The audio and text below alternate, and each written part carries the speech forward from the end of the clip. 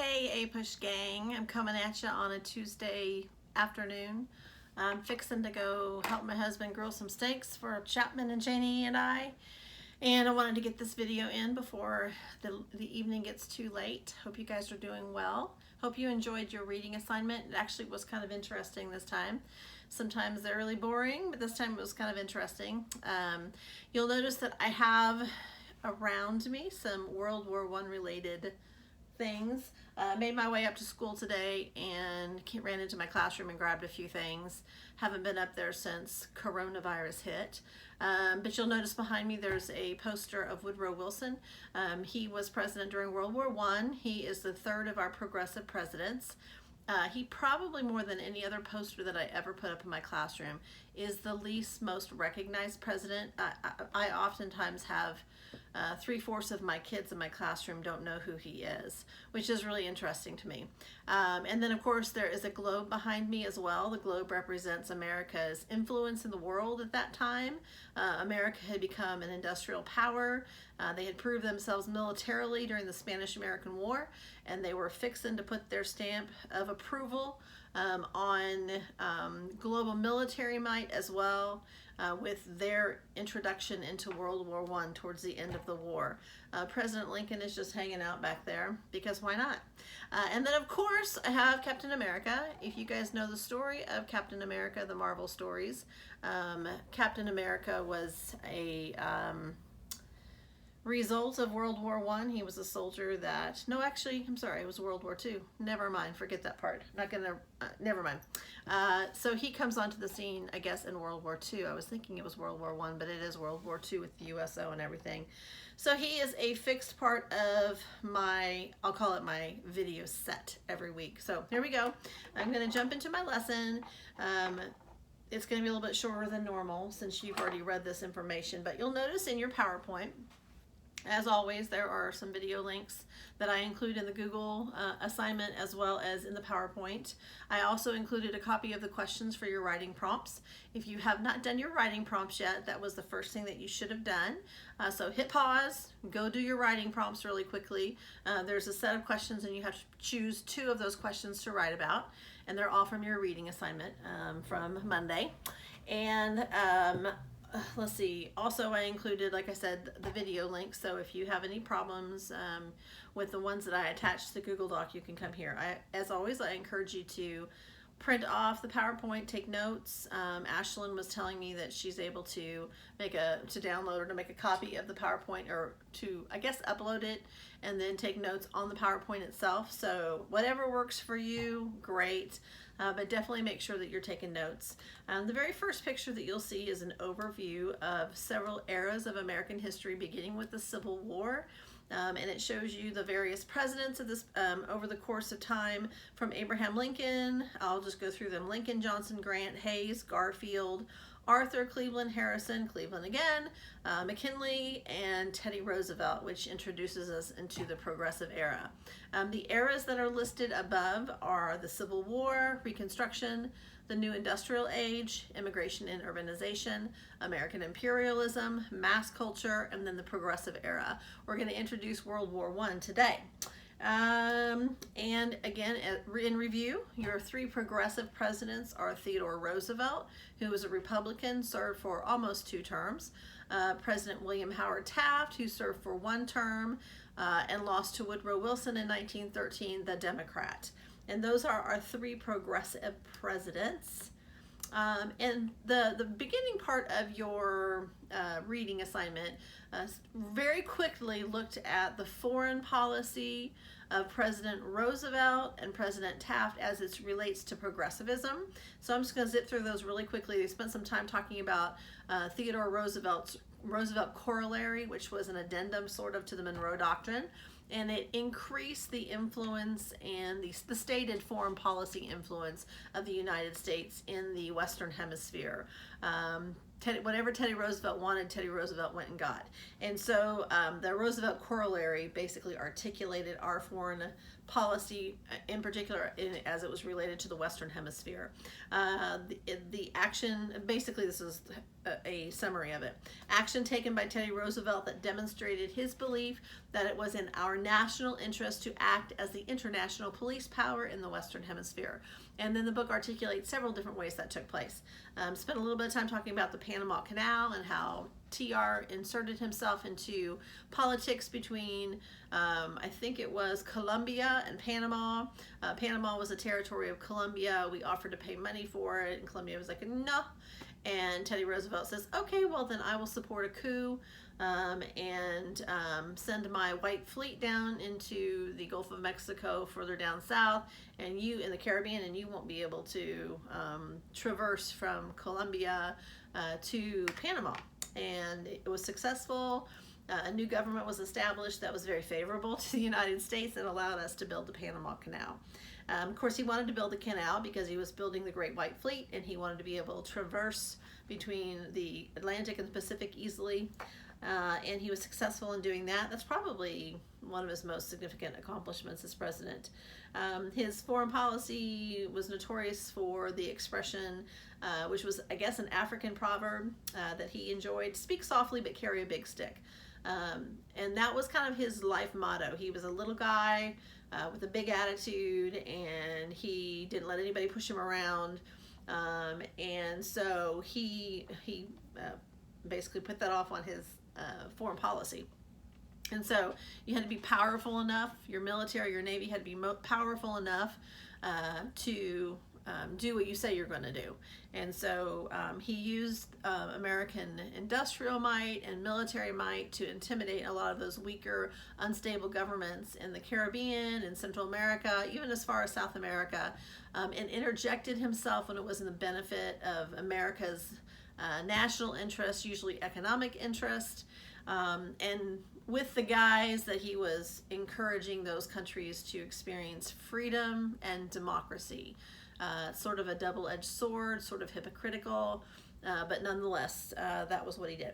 And then you read about it, but it talks about our intervention in the Dominican Republic, in Cuba, in Honduras, in Costa Rica, all places of instability, especially as they threw off their Spanish imperialism and trying to find their own footing.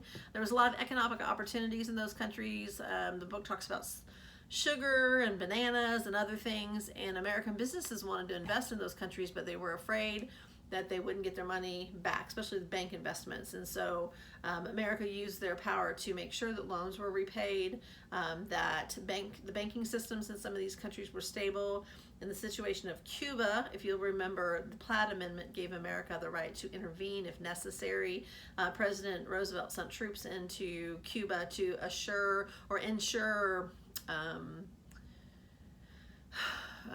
proper elections, elections that were on the up and up. So there are a couple of cartoons associated with his foreign policy. I would definitely take a look at them. Those very well could show up in an AP exam.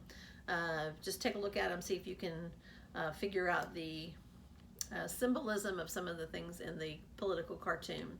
Then there are a couple images of the Panama Canal today, pictures of the Panama Canal when it was under construction. There's actually even a picture of Teddy Roosevelt sitting in a crane in a white suit in the midst of all this mud, which is kind of funny, but it's so hot down there, that's probably why he was wearing a white suit.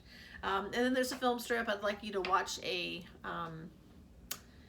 it's a time-lapse video of today of a ship going through, I think it's a cruise ship going through the Panama Canal, so you can kind of get an idea of what it looks like. Feel free to watch that one on double speed because there's no voice or no talking. So if you are so predisposed to watch things quicker, that would definitely be an opportunity to do that. Okay, President Taft on foreign policy. It's just very briefly mentioned under that umbrella again of a progressive era president and foreign policy. His was known as dollar diplomacy. So he moved away a little bit from Roosevelt's stronger military hand. He did also use the U.S. military during his presidency. The book mentioned Honduras, Nicaragua, Dominican Republic, and even as far as Liberia.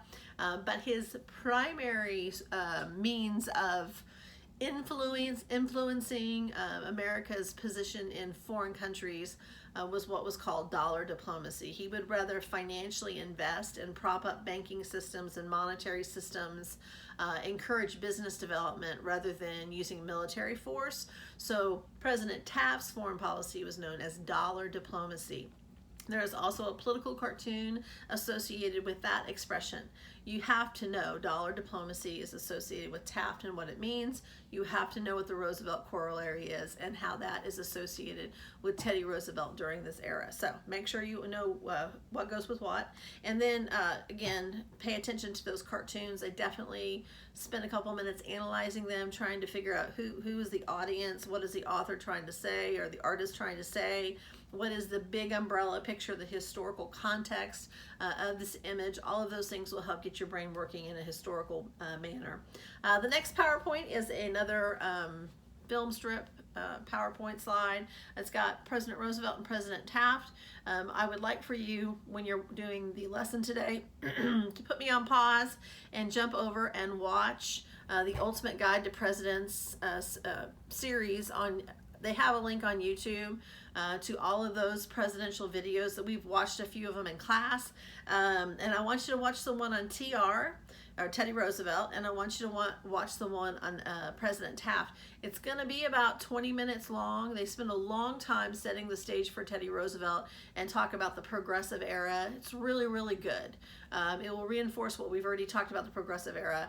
Then it'll talk about Roosevelt's presidency, and then it will go into kind of his disagreement with Taft and the Bull Moose Party and all of that. So they're really, really good. Unfortunately, you guys probably already know this, but YouTube is forcing these ads smack dab in the middle of these videos that didn't used to exist. I'm sure to make revenue, go capitalism. So it's kind of annoying. You're watching it and up pops an ad and you have to skip the ad after a few seconds. I own this series. I think it's on Amazon Prime. So if you have Amazon Prime and you don't want to mess with the commercials, that entire series is excellent. Each president gets covered off on about 10-15 minutes, some of them more than others, but since I didn't know if everybody had Amazon Prime, I found the link on YouTube. So watch those two presidents on the YouTube link to Ultimate Guide to the Presidents. All right, and then when you come back to the PowerPoint, we're gonna jump into a introductory discussion about President Wilson and World War I. So President Wilson is our third progressive president. He's a little more old school. He's got a really interesting background. He really is not a politician, whereas Taft and TR were definitely lifelong politicians. And so President Wilson was an academic.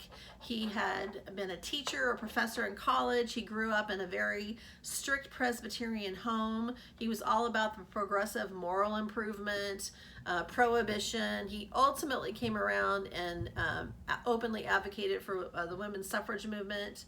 By the way, while I'm thinking about it, sometimes I've noticed that your book refers to the franchise or the enfranchisement. They're talking about the right to vote. So I don't want that to confuse you if you see that word. So enfranchising somebody in this context is talking about giving them the right to vote. If they say they were disenfranchised, that means that they were restricted from voting. So sometimes they use that expression. But anyway, I digress. Back to President Wilson. President Wilson, as I said, came from a very, very different background. He had served in politics as the governor of New Jersey, very brief, I think just a couple years before he was elected president. I don't think he served an entire term as governor. So that was his experience leading into it. He was a writer, a prolific historical reader. He was a little bit dry, was not a warm and fuzzy guy, but he had a powerful ability to communicate. He communicated like somebody who was a story writer. He reintroduced the idea of giving the State of the Union addresses in the presence of Congress from John Adams until I think Thomas Jefferson Thomas Jefferson decided he did not want to give the State of the Union address in person because he was a man of quiet voice, timid in speaking. He didn't like the sound of his own voice, but he was a great writer. So he delivered his State of the Union addresses in writing. And from Thomas Jefferson all the way through Woodrow Wilson, those big State of the Union addresses that we're used to, where presidents have the opportunity to go in front of the American people and talk and give their speech, that did not exist between John Adams and Woodrow Wilson. They still were required constitutionally to give a State of the Union information or guidance, but they did it in writing until Woodrow Wilson. And so he was a very, very creative speaker and writer, and so that benefited him. So he reintroduced that. So he was a progressive. He believed in a high moral value, high moral code. He used the ideas of liberty and freedom, as the progressives did, very fluently. He believed in a high moral cause, and that America was the best hope of the world, and that the ideals that we were founded on was the next, the next best thing for all of the world, and that the world should embrace what America believed in. He was sort of an idealist, a utopian type of thinker. He believed that God had given him instructions for world peace.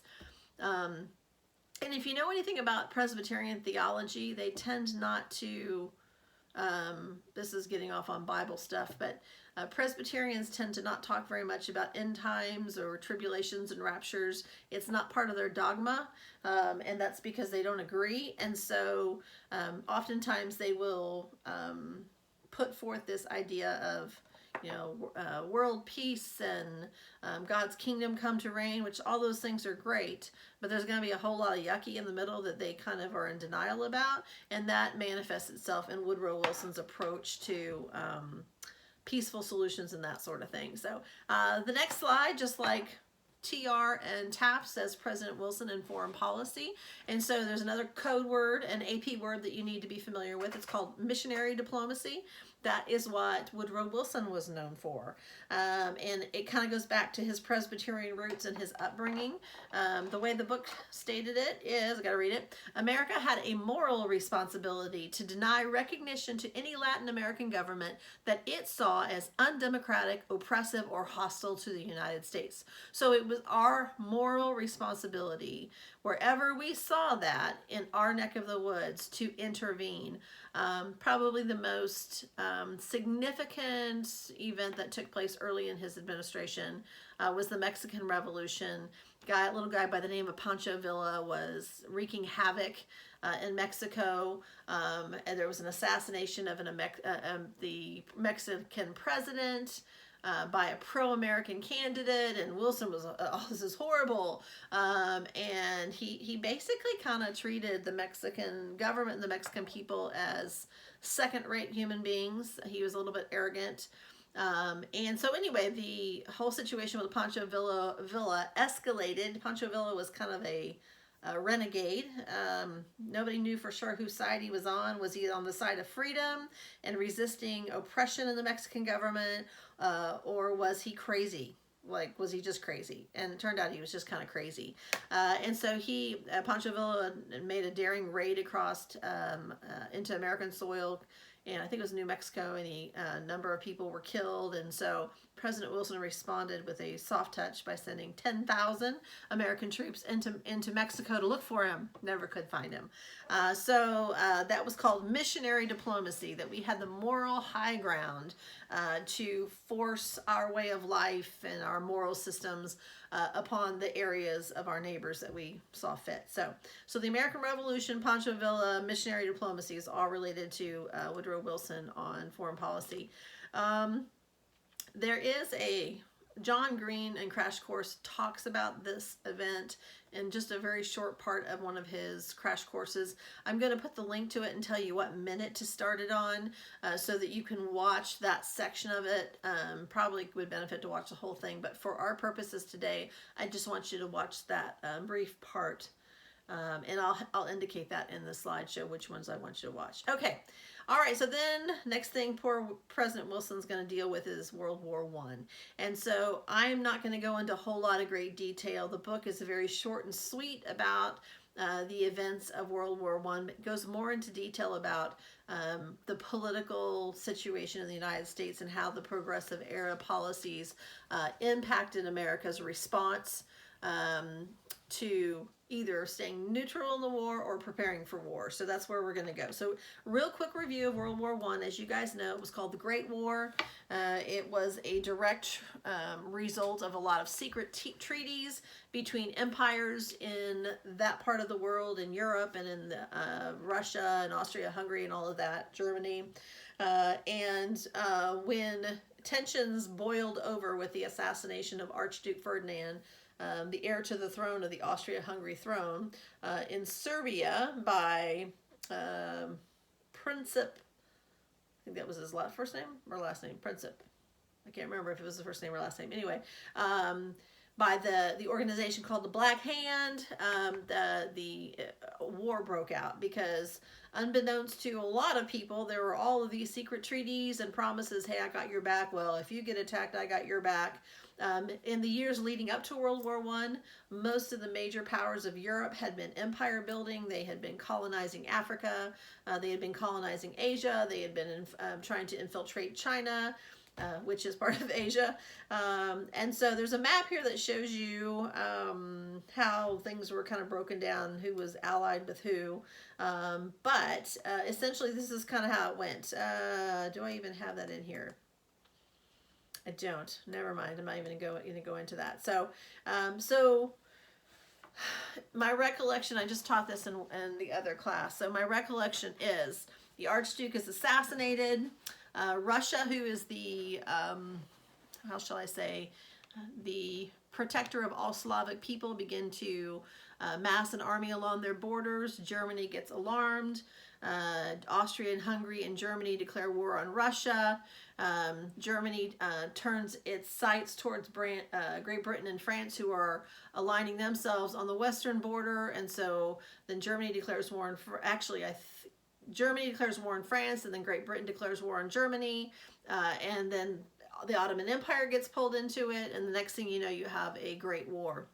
It only took about 30 days for all of these dominoes to fall. America initially did not want to get involved in the war. That's their problem. But as was always the problem in international trade, the United States depended on those markets for the economic benefit of our industry.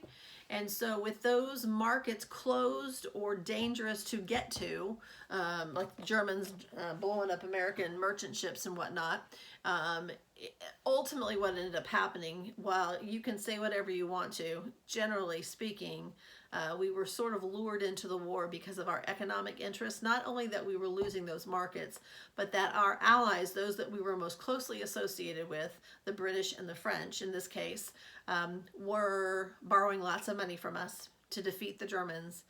And there was a fear that if they lost the war, that would never be repaid. And so I can't say it's the only thing that caused us to get dragged into the war. There were lots of other things that, defending the right of those that were more freedom-loving, like the British, against those who were not, like the Germans, or supposed to not be. But so anyway, for whatever reason, we enter the war ultimately, but initially we are neutral. There are some pictures here. The war was fought in the trenches after an initial few miles of victorious territory gathering by the Germans. Everybody digs in and builds trenches. And so after just a few months of fighting, the trenches are built and the rest of the war is fought essentially between the trenches. On the Eastern Front, the Germans and the Austrian-Hungaries are fighting the Russians that are just a mess. They're just a hot mess. And then on the Western Front, the French and the Germans are killing each other in the trenches. There are a few pictures here of various trenches. There, during World War I, the slaughter was just awful, in part because of the introduction of some new weapons, such as a refined machine gun. Tanks played a huge part in World War I that did not play a part prior to World War I. These are mechanized weapons where tanks are that require gasoline or diesel fuel. Airplanes are introduced a little bit. Observation balloons, nerve gas, mustard gas, grenades. fire torches. It just made it was a bloody, awful mess. So you'll see a couple of pictures here of people who have suffered injuries from nerve gas, mustard gas, and oftentimes it affected their eyesight or destroyed their lungs. They may not die initially, but they would die later. Even the dogs and the horses had gas masks that they were allotted during the war. Big picture, the historians will say that these are the causes of the war: nationalism, the empire building, and extreme devotion to the interests of your own country or your own empire building, militarism. All of these countries that had all these secret alliances were hugely developing their army, really as a diplomacy weapon or tool. The bigger their army, just like Teddy Roosevelt, the bigger their army, the more likely they were to get their way. And so all of these empires had a significant army, navy, etc. And then this secret alliance system. So nationalism, imperialism, militarism, and the alliance system. Why did America stay neutral? Now, this is pretty important, actually. Initially, Wilson did not want to get involved in the war. He was more interested in internal matters and what was happening here. But the war was 3,000 miles away. It was far removed. Initially, we were able to continue trading with all parties involved. In our country, some immigrant groups and the Irish and other immigrant groups supported the German cause. The Irish supported the German cause because they hated the British because of British occupation of Ireland. Most Americans, however, will trace their roots back to the Brits, the Norwegians, the Scandinavians, even the French. And so most Americans tended to support the British. And so while we were able to continue to trade reasonably well without much damage, Roosevelt was able to keep us out of the war. In fact, he ran for re-election with the promise, with the quote, "He kept us out of the war," but that was very short-lived. So a series of events that caused America to move towards the war. Let's see here. The British began to blockade German U-boats, and that prevented a free flow of trade between us and the British. In 1915, a passenger ship called the Lusitania, I think it was a British ship, had Americans on it. Over 1,000 people were killed. Apparently there were some weapons stashes in a significant number in the ship, that it was supposed to be a merchant ship or people were just traveling from one country to the other. Unfortunately, somebody stuck some weapons in there and the Germans found out. So they sunk the Lusitania. Again, over 1,000 people died. It was horrible, but after that, the Germans said, okay, we'll stop unrestricted submarine warfare. So for a period of time, Wilson threatened and started to beef up our military, and Germans were like, okay, we'll stop. Well, that didn't last very long, probably not even a year. In 1916, a note to the diplomat Zimmerman, German diplomat in Mexico, was intercepted because the telegram went through the telegram office in Great Britain, where it was intercepted and it was sent to President Wilson, and it was a note from the German ambassador asking the Mexican government to basically cause trouble on our southern border, even attack us, and if Germany was victorious in the war, then they would slice out the part of the Southwest that we had taken from Mexico in the Mexican-American War and give it back to them. Well, obviously Americans were enraged. I would say that was probably the straw that broke the camel's back. And then people were all in. And the president recognized it. Progressives were in favor of this war idea, uniting people together in a patriotic reason for the cause of liberty and freedom and all of that. So at the same time of the Zimmerman note, you have the Bolshevik Revolution just getting all stirred up in Russia. The Tsar is deposed. Russia is removed from the war. And when Russia says, hey, we're out of here, that allows all of those German forces that had been fighting on the Eastern Front to move to the Western Front. And there was sheer panic in the hearts of the Brits and the French when they recognized that millions of Germans would be leaving one front and coming to their front. And well, honestly, by this point, everybody was pretty worn out. So it was good timing. After the Zimmerman telegram, President Roosevelt approaches Congress and says, it's time. April 2nd, 1917, it's time. Now, we were not prepared for war. It took almost a year for us to even get significant troops over to Europe. But when we did, we were right on time. We arrived at the time those German troops were moving from Russia over to the Western Front in France. All right, just real quick, a couple more slides. America and the Great War. So progressives supported the war. Socialists and women's groups opposed the war. Wilson famously said in his encouragement to declare war, the world must be made safe for democracy. So again, a key theme you hear through this entire book: liberty, freedom, liberty, freedom. President Wilson introduced his idea for world peace. Again, this is a utopian idea based upon his religious upbringing, called the 14 points. You have to know this. This is super important.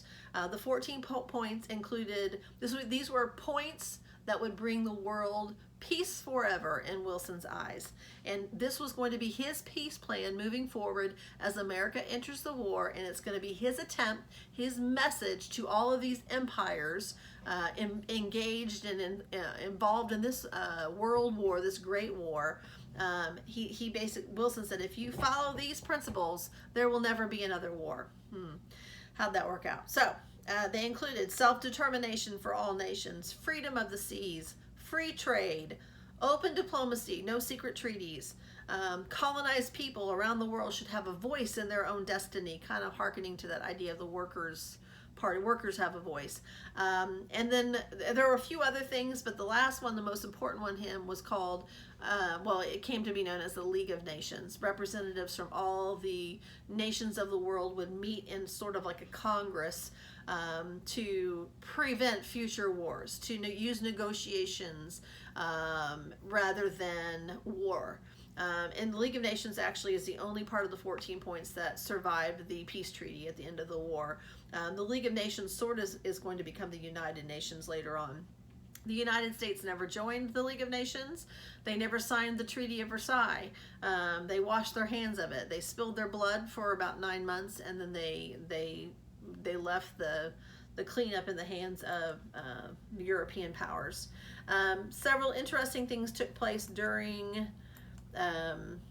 the move towards war. The book calls it the wartime state. Of course, the Selective Service Act, the draft was reinstituted. I think the book says 5 million men were drafted.